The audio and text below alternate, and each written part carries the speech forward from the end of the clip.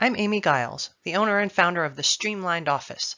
My mission is to help you decrease stress, reduce clutter, and save time and money by helping you create custom systems that make you and your office more efficient and organized.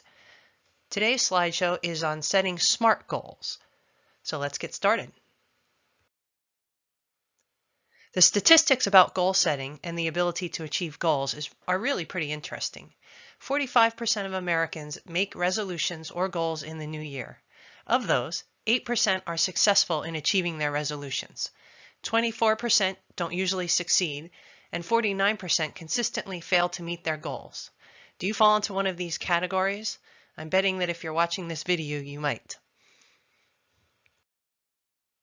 There are 3 things that help you achieve your goals. Number 1, write your goals down. Number 2, make a public commitment about your goals.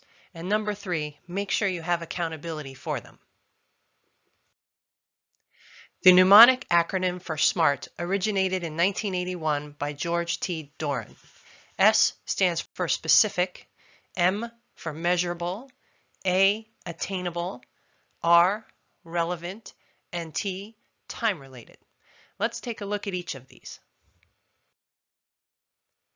Where do you start? Typically, you want to write down a goal and make it as specific as possible. See if you can answer the who, what, when, where, and how questions. Who needs to be involved in this goal? What are you trying to accomplish?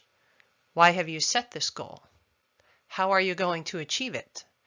And when or what time frame does this goal need to be completed? M is for measurable. How will you gauge your progress? Try and use milestones or metrics. Answer questions like how much or how many. A is for attainable. Your goal should be action-oriented. Think about the tools, skills, support, and attitude you need to have or you may need to develop in order to achieve your goal. R stands for relevant, particularly for business goals. Are they connected or appropriate? Are you moving towards your business objective? Make sure you don't get distracted. I find this is a really difficult area for most people. It's easy to get distracted by busy work, but make sure all of your activities are aligned with your goals. T is for time related. Set a target date for completion. Is the time frame realistic based on your metrics? Create a sense of urgency and accountability by creating an end date for your goal. Here I've created an example of a SMART goal with both a business and a personal component. I will have 30 extra minutes per day by decreasing the time spent processing email so I can enjoy an evening walk with my family by April 15th of 2017. In this case, the I answers the question of who, 30 extra minutes per day is the what, decreasing time spent processing email is the how, enjoy an evening walk with my family is the why, and April 15th of 2017 is the when. In order to achieve my goal, I want to make sure that it's measurable or that I have some metrics to help me determine whether or not I'm on track. In this case, a time tracking app might help me determine how much time I'm currently spending on processing my email and whether or not I'm becoming more efficient and effective to decrease that time by my goal of 30 extra minutes per day. I could also use my calendar to schedule blocks of time for both email management, a hard end stop to my day, and the walk with my family. A is attainable. Is this goal truly attainable? I need to look at the tools, skills, support, and my attitude, whether or not I can achieve this goal. The tool in this case may be a time tracking app. I may need to learn a new skill, such as how to create email filters, folders, or autoresponders, for instance. And then I need to decide whether or not I'm capable of achieving this on my own, or whether or not I need some support, perhaps in the form of a consultant for technology assistance in this case. And lastly, and maybe most importantly, my attitude towards my goal.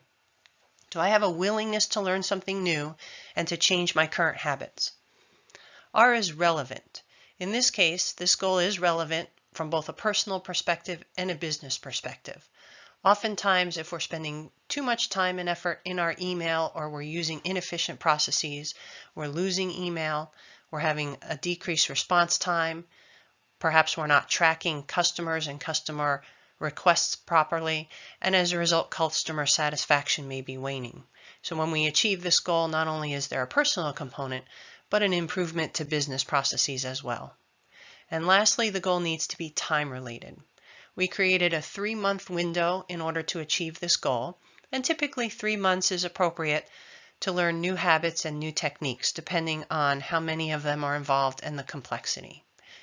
We also determined that a consultant is available in this case. There's also some accountability, and in this case, accountability is not only to our family, who in my example here has her own goal that is appropriate for the evening walk.